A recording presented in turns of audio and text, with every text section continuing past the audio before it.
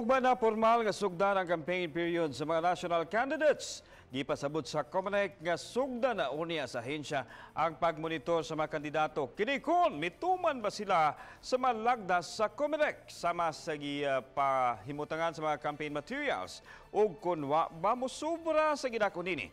Miawhag ang ahensya sa mga kandidato nga mutuman sa tanang malagda aron di sila magka-problema.